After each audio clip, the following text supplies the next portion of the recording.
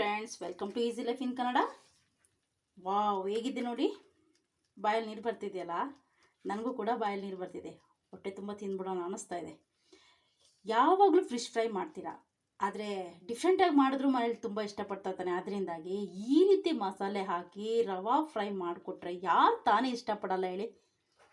ಅನ್ನ ತಿನ್ನೋದು ಬದಲು ಅನ್ನನ ಸ್ಕಿಪ್ ಮಾಡಿಬಿಟ್ಟು ಬರೀ ಮೀನನ್ನೇ ತಿನ್ಕೊಳ್ತಾರೆ, ಅದಂತೂ ಗ್ಯಾರಂಟಿ. ಆದ್ದರಿಂದ ಈ ರೆಸಿಪಿನ ನಾನು ಯಾವ ರೀತಿ ಮಾಡಿದೆ ಅಂತ ಕೊನೆಯವರೆಗೂ ನೋಡಿ ಫ್ರೆಂಡ್ಸ್. ಅದಕ್ಕೂ ಮೊದಲು ನನ್ನ ಚಾನಲ್ನ ಮೊದಲನೇದಾಗಿ ನೋಡ್ರಿ, ಯಾರಾದರೂ ನೋಡ್ತಾ ಇದ್ದರೆ ಪ್ಲೀಸ್ ಸಬ್ಸ್ಕ್ರೈಬ್ ಮಾಡ್ಕೊಳ್ಳಿ ಫ್ರೆಂಡ್ಸ್, ಸಪೋರ್ಟ್ ಮಾಡಿ. ಈಗ ವಿಡಿಯೋ ಕಡೆಗೆ ಹೋಗೋಣ. ನಾನಿವತ್ತು ಫಿಶ್ ಫ್ರೈ ಮಾಡಲಿಕ್ಕೋಸ್ಕರ ನೋಡಿ ಬಾಂಗಡೆ ಮೀನು ಈ ಥರ ತೊಗೊಂಡಿದ್ದೀನಿ. ನಾನು ಈ ಥರ ನೋಡಿ, ಈ ಥರ ಎಷ್ಟು ನೀಟಾಗಿ ಕ್ಲೀನ್ ಮಾಡಿಕೊಂಡು ಅರಿಶಿಣ ಹಾಕಿ ಉಪ್ಪು ಹಾಕಿ ನೀಟಾಗಿ ಕ್ಲೀನ್ ಮಾಡಿ ಇಟ್ಟಿದ್ದೀನಿ. ನೀವು ಯಾವಾಗಲೂ ಮೀನು ತೊಳೆಯುವಾಗ ತೊಳೆದಾಗಿದ್ಮೇಲೆ ಚೆನ್ನಾಗಿ ಕ್ಲೀನ್ ಮಾಡಿದ್ಮೇಲೆ ಉಪ್ಪು ಮತ್ತು ಅರಿಶಿಣ ಹಾಕ್ಬಿಟ್ಟು ನೀಟಾಗಿ ಒಂದು ಸ್ವಲ್ಪ ತೊಳೆದ್ರೆ ಅದು ಸ್ಮೆಲ್ ಬರೋಲ್ಲ. ಮತ್ತು ಇವಾಗ ಯಾವ ರೀತಿ ಮಸಾಲೆ ಹಾಕೋದು ಅಂತ ನಾನು ನೋಡೋಣ ಬನ್ನಿ. ಒಂದು ಪ್ಲೇಟ್ ತಗೊಂಡಿದ್ದೀನಿ. ಈಗ ಅದಕ್ಕೆ ಇದರಲ್ಲಿ 2 ಸ್ಪೂನು ಚಿಲ್ಲಿ ಪೌಡ್ರಿ ಹಾಕ್ಕೊಳ್ತಾ ಇದ್ದೀನಿ.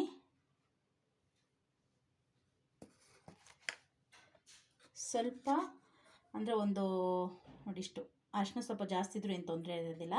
ಇಷ್ಟು ಅರಿಶಿನ ಪುಡಿ ಹಾಕ್ತಾಯಿದ್ದೀನಿ. ಆಮೇಲೆ 1/4 ಟೀ ಸ್ಪೂನ್ ಬಂದು ನಾನು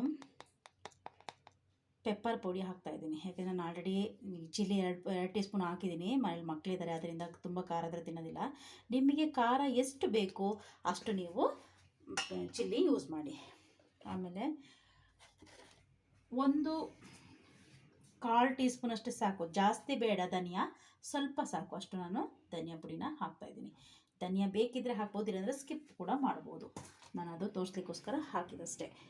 ಆಮೇಲೆ 1 ಟೀ ಸ್ಪೂನ್ ಶುಂಠಿ ಬೆಳ್ಳುಳ್ಳಿ ಪೇಸ್ಟ್ನ ನಾನು ಹಾಕ್ತಾಯಿದ್ದೀನಿ. ಆಮೇಲೆ ರುಚಿಗೆ ತಕ್ಕ ಉಪ್ಪನ್ನ ನಾನು ಹಾಕ್ತೀನಿ. ನಿಮಗೆ ಎಷ್ಟು ಬೇಕೋ ಅಷ್ಟು ಹಾಕಿ. ತುಂಬ ಜಾಸ್ತಿ ಆದರೆ ಹಾಗಾದರೆ ಯಾವಾಗಲೂ ಹೇಳ್ತೀನಿ ನಾನು, ಮತ್ತೆ ಏನು ಮಾಡಲಿಕ್ಕೂ ಆಗೋದಿಲ್ಲ. ಸ್ವಲ್ಪ ನೋಡಿ ಮಸಾಲೆ ಕಲಿಸ್ಕೊಂಡಿದ್ಮೇಲೆ ಬೇಕಾದ್ರೆ ಉಪ್ಪು ಕಮ್ಮಿ ಇದ್ದರೆ ಹಾಕ್ಕೊಬೋದು. ಆಮೇಲೆ ನಾನಿಲ್ಲಿ ಫುಲ್ಲು 1 ನಿಂಬೆಹಣ್ಣು ತಗೊಂಡಿದ್ದೀನಿ. ಇದ್ರ ಫುಲ್ ರಸನ ನಾನು ಇದಕ್ಕೆ ಹಾಕ್ಕೊಳ್ತಾ ಇದ್ದೀನಿ. ನಿಂಬೆಹಣ್ಣು ನೋಡಿ ನಿಮಗೆ ಫುಲ್ಲು 1 ನಿಂಬೆಹಣ್ಣು ಜಾಸ್ತಿ ಆಗುತ್ತೆ ಅಂದರೆ ಅರ್ಧ ಭಾಗ ಹಾಕಿದ್ರೆ ಸಾಕು. ಕೆಲವೊಂದರಲ್ಲಿ ಅಷ್ಟು ಜ್ಯೂಸ್ ಇರೋದಿಲ್ಲ, ಅದರಿಂದ ಇದರಲ್ಲಿ ಜ್ಯೂಸ್ ಇದೆ.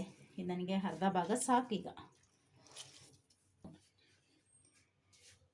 ನೀವು ನೀರು ಹಾಕಿ ಆದರೂ ಮಿಕ್ಸ್ ಮಾಡ್ಬೋದು, ಎಣ್ಣೆ ಹಾಕಿ ಆದರೂ ಮಿಕ್ಸ್ ಮಾಡ್ಬೋದು. ಯಾವ ರೀತಿ ಎಲ್ಲರೂ ಮಿಕ್ಸ್ ಮಾಡಿ. ನಾನು ಆಲ್ಮೋಸ್ಟ್ ಯಾವಾಗಲೂ ಎಣ್ಣೆ ಹಾಕ್ಬಿಟ್ಟೆ ಮಾಡ್ತೀನಿ. ಸ್ವಲ್ಪ ನೀರು ಸ್ವಲ್ಪ ಎಣ್ಣೆ ಹಾಕ್ಬಿಟ್ಟು ಮಿಕ್ಸ್ ಮಾಡ್ಕೊಳ್ಳಿ. ನನಗೆ ಇದು ಫುಲ್ ಮಿಕ್ಸ್ ಮಾಡಿಕೊಂಡು ಬರ್ತೀನಿ. ಈಗ ನಾನು ಮಿಕ್ಸ್ ಮಾಡಿದ್ದೀನಿ. ನಾನು 1 ಟೀ ಸ್ಪೂನ್ ಎಣ್ಣೆ ಹಾಕಿದ್ದೀನಿ. ಎಣ್ಣೆ ಹಾಕಿ ಮಿಕ್ಸ್ ಮಾಡಿದ್ದೀನಿ. ನಿಮಗೆ ಬೇಕಂದರೆ 1 ಟೀ ಸ್ಪೂನ್ ಎಣ್ಣೆ ಹಾಕಿ ಸ್ವಲ್ಪ ಬೇಕಾದರೆ ನೀರು ಬೇಕಾದ್ರೆ ಮಿಕ್ಸ್ ಮಾಡ್ಕೊಬೋದು. ನೋಡಿ ಈ ಅದಕ್ಕಿದ್ರೆ ಸಾಕು. ಇವಾಗ ನಾನು ಮೀನುಗಳನ್ನ ತಗೊಂಡು ನೋಡಿ ನಾನು ಕ್ಲೀನ್ ಮಾಡಿಬಿಟ್ಟು ಅದಕ್ಕೆ ಫುಲ್ಲು ಈ ಥರ ನೋಡಿ ಲೈನ್ಸ್ ಈ ಥರ ಮಾರ್ಕ್ ಮಾಡ್ಕೊಂಡಿದ್ದೀನಿ. ನೋಡಿ ಈ ಥರ ಮಾರ್ಕ್ ಮಾಡ್ಕೊಳ್ಳಿ. ಯಾಕೆಂದರೆ ಆ ಥರ ಮಾರ್ಕ್ ಮಾಡಿದ್ರೆ ಫುಲ್ಲು ಖಾರ ಮೀನಿಗೆ ಹೋಗುತ್ತೆ. ನೋಡಿ ಎಲ್ಲ ಫುಲ್ಲು ಇದರೊಳಗೆ ಈ ಥರ ಅಪ್ಲೈ ಮಾಡಬೇಕು.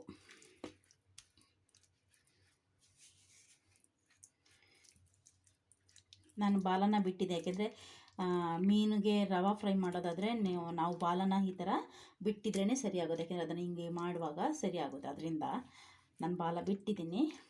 ನಿಮಗೆ ಬೇಡ ಅಂದರೆ ಅದನ್ನು ನೀವು ತೆಗಿಬೋದು.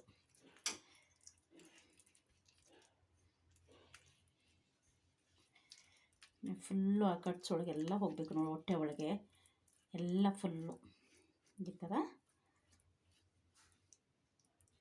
ಹಾಕಬೇಕು.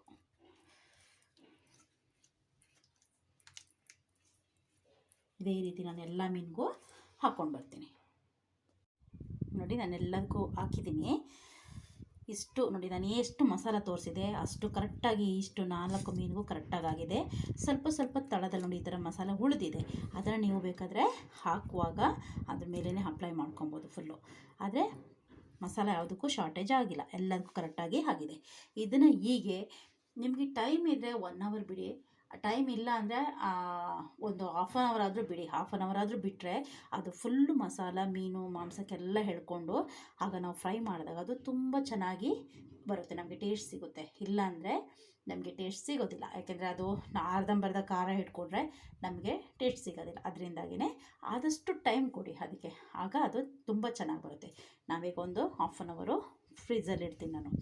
ನೀವು ಫ್ರಿಜ್ಜೊಳಗೆ ಇಟ್ಟರೆ ಸಾಕು, ಫ್ರೀಝರ್ಲೇನು ಬೇಕು ಅಂತಿಲ್ಲ. ಫ್ರೀಝಲ್ಲಿ ಇಟ್ಟರೆ ಮತ್ತೆ ಪುನಃ ನೀವು ಅದನ್ನು ಐಸ್ನ ಇದು ಮಾಡೋಕ್ಕೋಸ್ಕರ ಮತ್ತೆ ಪುನಃ ಒಂದು ಸ್ವಲ್ಪ ಹೊತ್ತು ಹೊರಗಡೆ ಇಡಬೇಕಾಗುತ್ತೆ. ಆದ್ದರಿಂದ ಫ್ರಿಜ್ ಒಳಗೆ ಇಟ್ಟರೆ ಸಾಕು, ಫ್ರೀಝರಲ್ಲಿ ಬೇಡ. ಒಂದು ಹಾಫ್ ಆನ್ ಅವರ್ ಇಟ್ಬಿಟ್ಟು ಮತ್ತೆ ನೋಡುವ ಬನ್ನಿ. ಈಗ ಮೀನು ಹೊರಗಡೆ ತೆಗ್ದಿದ್ದೀನಿ ನೋಡಿ, ಹಾಫ್ ಆನ್ ಅವರ್ ಆಗಿದೆ ನೋಡಿ, ಮಸಾಲೆ ಎಲ್ಲ ನೋಡಿ ಹೇಗಿದೆ ಅಂತ, ಹಾಗೇ ಇದೆ. ಇದಕ್ಕೆ ಇವಾಗ ನಾನು ಒಂದು ಪ್ಲೇಟ್ನಲ್ಲಿ ನೋಡಿ ಮೀಡಿಯಮ್ ರವೆ ತಗೊಂಡಿದ್ದೀನಿ ನಾನು, ಮೀಡಿಯಮ್ ರವೆ ಇದು. ಇದಕ್ಕೆ ಒಂದು ಅರ್ಧ ಕಪ್ಪಷ್ಟು ನೋಡಿ ಅಕ್ಕಿ ಹಿಟ್ಟು ತೊಗೊಂಡಿದ್ದೀನಿ. ಇದನ್ನು ಇದಕ್ಕೆ ಹಾಕಿ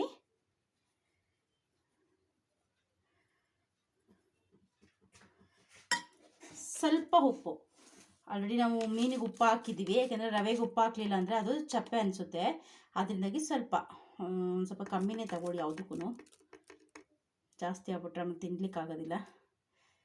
ಈಗ ಬೇಕಿದ್ದರೆ ನಿಮಗೆ ಖಾರ ಚಿಲ್ಲಿ ಪೌಡ್ರ್ ಬೇಕಿದ್ದರೆ ನೀವು ಚಿಲ್ಲಿ ಪೌಡ್ರ್ ಮಿಕ್ಸ್ ಮಾಡಿ. ನಾನು ಚಿಲ್ಲಿ ಪೌಡ್ರ್ ಮಿಕ್ಸ್ ಮಾಡ್ತಿಲ್ಲ, ಯಾಕೆಂದರೆ ಇಲ್ಲಿ ನಾನು ಚಿಲ್ಲಿ ಪೌಡ್ರು ನಾನು ಮೀನಿಗೆ ಹಾಕಿದ್ರಿಂದಾಗಿ ನಾನು ಹಾಕ್ತಾಯಿಲ್ಲ. ಇದನ್ನು ಚೆನ್ನಾಗಿ ಮಿಕ್ಸ್ ಮಾಡಿಕೊಂಡು ಈಗ ಈ ಚೆನ್ನಾಗಿ ಮಿಕ್ಸ್ ಆಗಿದೆಯಲ್ಲ, ಈಗೇನು ಮಾಡಬೇಕು, ಮೀನನ್ನ ತಗೊಂಡು ನೋಡಿ, ಮೀನನ್ನ ಯಾವಾಗಲೂ ಈ ಥರ ಇಟ್ಕೊಳ್ಳಿ. ಈ ಥರ ಬಾಲನ ಹಿಂಗೆ ಇಟ್ಕೊಂಡ್ರೆ ಹಿಂಗಿಡಾಗುತ್ತೆ ಇದು. ಈಗ ಇದರಲ್ಲೇ ಇದನ್ನು ನಾವು ಈ ಥರ ಮಾಡಿದರೆ ಆಯಿತು. ನಿಮಗೆ ಕಾರ್ನ್ಫ್ಲೋರ್ ಬೇಕಿದ್ದರೆ ಕಾರ್ನ್ಫ್ಲೋರ್ ಹಾಕಿ, ನಾನು ಕಾರ್ನ್ಫ್ಲೋರ್ ಹಾಕಲಿಲ್ಲ, ಬೇಡ ಇಷ್ಟೇ ಸಾಕು, ಇದೇ ಚೆನ್ನಾಗಿ ಬರುತ್ತೆ. ನಿಮಗೆ ಬೇಕಿದ್ದರೆ ನೀವು ಹಾಕ್ಕೊಳ್ಳಿ.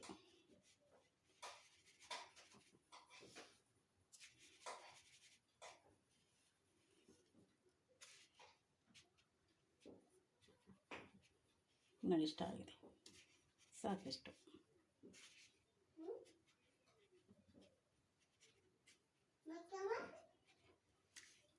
ಇಷ್ಟು ಈ ಥರ ಆದರೆ ಸಾಕು. ಒಂದು ಕಡೆ ಎಣ್ಣೆ ಕಾಯಕ್ಕೆ ಇಟ್ಕೊಂಡಿರಿ, ನಾನು ಆಲ್ರೆಡಿ ಎಣ್ಣೆ ಕಾಯಕ್ಕೆ ಇಟ್ಕೊಂಡಿದ್ದೀನಿ.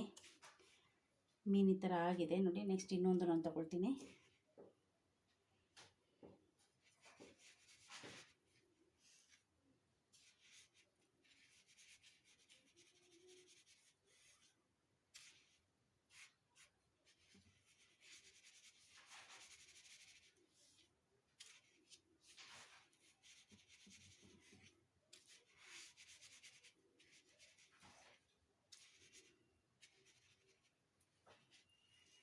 ಈಗ ನಾವು ಎಣ್ಣೆಗೆ ಬಿಟ್ಕೊಳ್ಳೋಣ. ಈಗ ಎಣ್ಣೆ ಕಾಯ್ದಿದೆ ಇಲ್ಲಿ. ನಾನಿವಾಗ ಈ ಮೀನನ್ನು ತಗೊಂಡು ಎಣ್ಣೆಯಲ್ಲಿ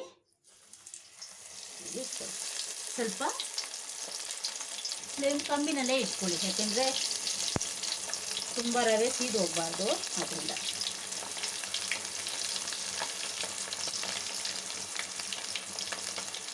ಒಂದು 2 ಸೈಡು 5-5 ನಿಮಿಷ ಕಮ್ಮಿ ಊರಿನಲ್ಲಿ ಬೇಯಿಸ್ಕೊಳ್ಳೋಣ, ಆಗ ಸರಿ ಬರುತ್ತೆ.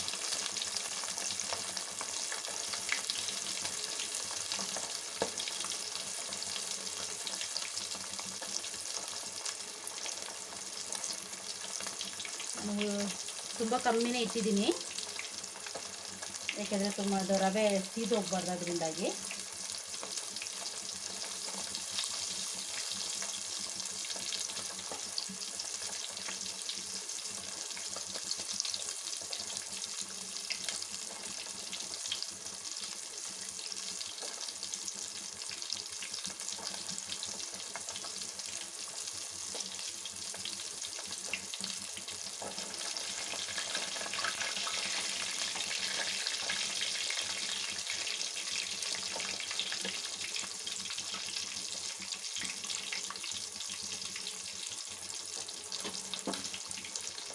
ಈಗ 2 ಸೈಡು ಹಂಗೇ ಸ್ವಲ್ಪ ಹೊತ್ತು ಹಾಗೆ ಬೇಯಲಿ. ಈಗ ಒಂದು ಸೈಡ್ ಇದಾಗಿದೆ ಕಾಣೋ, ಇದನ್ನು ಮತ್ತೆ ನಾವು ಇನ್ನೊಂದು ಸೈಡ್ಗೆ ತಿರುಗಿಸಿ ಹಾಕೋಣ.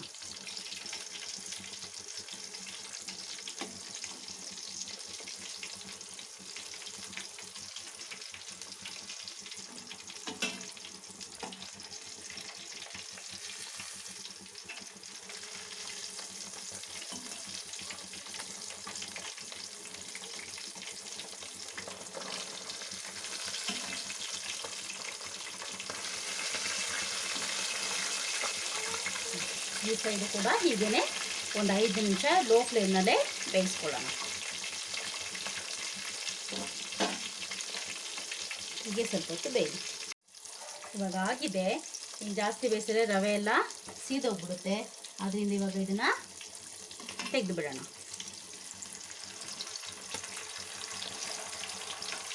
ನೋಡಿ ಫ್ರೆಂಡ್ಸ್, ಯಾವ ಥರ ಇದೆ. ಕೋಟಿಂಗ್ ಎಲ್ಲ ಸೂಪರಾಗಿ ಆಗೇ ಇದೆ ನೋಡಿ.